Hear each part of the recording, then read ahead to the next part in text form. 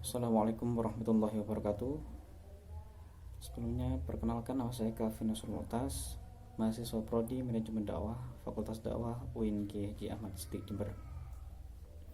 Yang mana pada kesempatan kali ini saya akan menjawab beberapa soal ujian komprehensif dari Bu Dr. Siti Raudatul Jannah M.Medcom, yang mana beliau sebagai penguji satu ujian komprehensif dari Fakultas Dakwah. Baik, saya langsung bacakan soal nomor 1, yaitu mengapa sedekah termasuk ke dalam rukun Islam? Apa makna dan implikasinya menurut Quran dan hadis? Zakat sendiri merupakan salah satu rukun Islam dan menjadi satu unsur pokok tiang agama Islam. Karenanya, hukum menunaikan zakat itu sendiri adalah wajib bagi setiap muslim dan muslimat yang telah memenuhi syarat tertentu. Di dalam Quran surat Al-Bayyinah ayat 5, Allah Subhanahu wa taala berfirman, padahal mereka tidak disuruh kecuali supaya menyembah Allah dengan memurnikan ketaatan kepadanya di dalam menjalankan agama yang lurus, dan supaya mereka mendirikan sholat, menunaikan zakat, dan yang demikian itulah agama yang lurus. Bila rukun Islam seperti halnya membaca syahadat, sholat, puasa, haji merupakan ibadah yang langsung berhubungan dengan Allah, maka zakat adalah ibadah yang tidak hanya berhubungan dengan Allah, melainkan juga berhubungan dengan manusia secara sosiologi. Karena pentingnya peran zakat di dalam pembangunan masyarakat Islam, mungkin hal inilah yang menjadi satu alasan mengapa zakat masuk ke dalam satu rukun Islam itu sendiri. Dalam hadis yang diriwayatkan oleh Ibnu Huzaimah dan Al-Hakim di dalam buku Dikejar Rizki dari Sedekah, ketika amal kalian saling membanggakan diri, maka sedekah akan berkata, akulah amal kalian yang paling utama. Karena pada dasarnya sedekah itu sendiri tidak harus selalu menggunakan uang. Bisa kita sedekah dengan waktu kita, ataupun kita melakukan sumbangsih kita terhadap tenaga kita dan lain sebagainya. Banyak hal kecil yang dapat kita lakukan, yang mana hal tersebut menjadi suatu amal atau ibadah sedekah itu sendiri. Selanjutnya soal pertanyaan nomor 2. Aliran keagamaan dalam Islam sudah ada sejak 14 abad yang lalu. Apa bentuk dan nama aliran-aliran misal Mu'tazilah dan lain-lain itu di saat ini di Indonesia? Jelaskan kemiripan semua aliran tersebut di masa lalu dengan masa kini.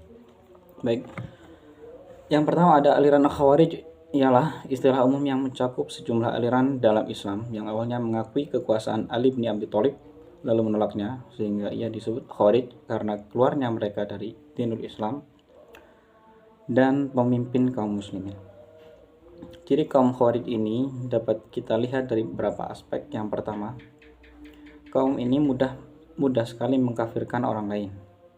Yang kedua, mereka menganggap bahwa Islam yang benar adalah Islam dari mereka sendiri. Yang ketiga, mereka mengangkat imam dari golongan mereka sendiri. Yang keempat, mereka sangat fanatik dan tidak segan melakukan kekerasan untuk mencapai tujuannya. Yang kedua ada aliran Syiah. Dilansir dari kompas.com, aliran ini adalah aliran yang meyakini hanya keturunan Nabi Muhammad yang pantas menjadi khalifah. Syiah meyakini bahwa Rasul Islam Muhammad yang menunjuk Ali sebagai penerus pemimpin Islam, dalam kata lain, fanatik terhadap Ali. Yang kedua adalah aliran Syiah. Dilansir dari kompas.com, aliran Syiah merupakan satu aliran yang meyakini hanya keturunan Nabi Muhammad yang pantas menjadi khalifah. Syiah meyakini bahwa Rasul Islam Muhammad menunjuk Ali sebagai penerus pemimpin Islam, yang dalam artian mereka fanatik terhadap Sayyidina Ali. Ciri-ciri kaum Syiah yang saya kutip di buku Hujah NU karangan Kiai Haji Muhyiddin Abdul Somad, yang paling sering kita temui adalah mereka suka bertakiyah. Takiyah artinya mereka mengaku bahwa mereka dari kelompok kita dan juga melakukan sunnah-sunnah seperti kita. Kemudian setelah mereka memiliki masa yang cukup, kemudian mereka menampakkan diri sebagai wujud asli mereka, yaitu Syiah. Yang kedua, mereka suka dengan nikah mut'ah. Nikah mut'ah ini sama dengan nikah kawin kontrak, ya. Kemudian soal nomor 3, berikan 3 contoh kegiatan yang berkaitan dengan firman Allah yang berbunyi, di akhir zaman, maka orang yang menegakkan kebaikan dan kebenaran melaksanakan memegang bara api di kedua tangannya. Dijelaskan dalam Tuhfatul Ahwazi bahwa orang yang hidup di zaman itu begitu berat ujian dan kesabarannya. Ibarat seorang yang memegang bara api menyala, itu adalah sama halnya orang yang berpegang teguh dengan ajaran Islam di masa kini. Ia sampai tak kuat berpegang teguh dengan ajarannya lantaran banyak maksiat di sekeliling pelaku maksiat begitu banyak, kefasikan semakin meluas, iman pun semakin melemah. Dan itulah gambaran orang yang konsekuensi seseorang yang memegang teguh ajaran Islam di masa kini. Dan soal keempat ialah mempraktekkan bacaan dan gerakan sholat jenazah pria. Usolli ala hadal mayyiti arba'a takbiratin fardu kifayatin ma'muman lillahi ta'ala. Allahu akbar. Bismillahirrahmanirrahim. Alhamdulillahirabbil alamin arrahmanir rahim maliki yaumiddin. Iyyaka na'budu wa iyyaka nasta'in ihdinas siratal mustaqim siratal ladzina an'amta 'alaihim ghairil maghdubi 'alaihim waladdallin. Amin.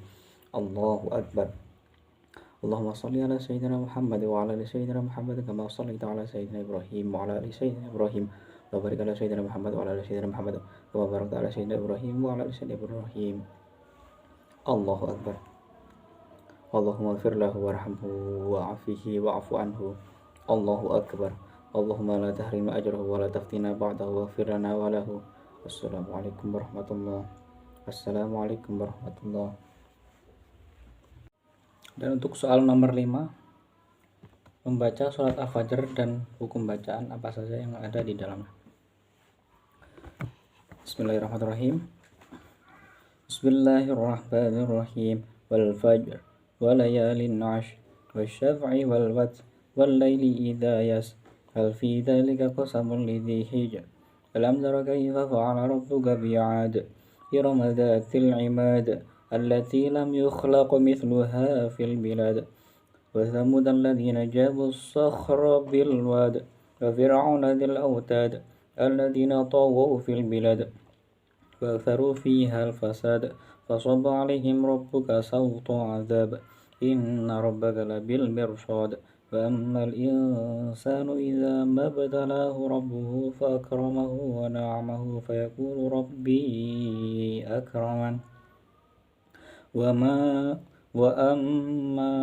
إذا ما ابتلاه فقدر عليه رزقه فيقول ربي أهانن كلا بل لا تكرمون اليتيم ولا تحاضون على طعام المسكين وتأكلون التراث أكلا لما وتحبون المال حبا جما كلا إذا دكت الأرض دكا دكا وجاء ربك والملك صفا صفا وجيء يومئذ بجهنم يومئذ يتذكر الإنسان وأنى له الذكرى يقول يا ليتني قدمت لحياتي ويومئذ لا يعذب عذابه أحد ولا يوثق وثاقه أحد. يا أيتها النفس المطمئنة ارجعي إلى ربك راضية مرضية فادخلي في عبادي وادخلي جنتي. Adapun hukum bacaan yang terdapat dalam surat Al-Fajr itu, di sini ada alif lam qamariyah, ada qalqalah sugro, ada mat, ada idhar, ada alif syamsiyah, ada al-qamariyah, ada matlin, ada idhar syafawi, ada mad arid li sukun, dan mungkin itu yang bisa saya ketahui, dan lain-lain. Oke, saya lanjutkan di soal nomor 6, yaitu menghafalkan surat Al-Insyirah. Bismillahirrahmanirrahim. Alam nashrah laka sadrak wa wada'na anka wizrak alladzi anqadha dhahrak wa rafa'na laka dhikrak fa inna ma'al usri yusra fa idza faraghta fansab wa ila rabbika farghab. Langsung saja saya lanjut di soal nomor 7, yaitu mempraktekkan bacaan niat dan gerakan tayamum. Bismillahirrahmanirrahim. Nawaitu tayammuma listibahati sholati fardhu lillahi ta'ala. Untuk gerakan pertama, kita mencari debu dulu di tembok ataupun di lemari atau apapun yang sekiranya banyak debunya. Jika memang pada saat itu tidak ada air, kita basuh muka dulu. Kita bersihkan tangan yang sisa-sisa debu sebelumnya. Nanti nyari debu di bagian lain, terus kita usap tangan kanan dari bawah ke atas sampai sini, lanjut ke tangan berikutnya sampai sini. Udah. Baik, cukup sekian ujian komprehensif pada malam hari ini. Kurang lebihnya mohon maaf. Wabillahi taufiq wal hidayah. Wassalamualaikum warahmatullahi wabarakatuh.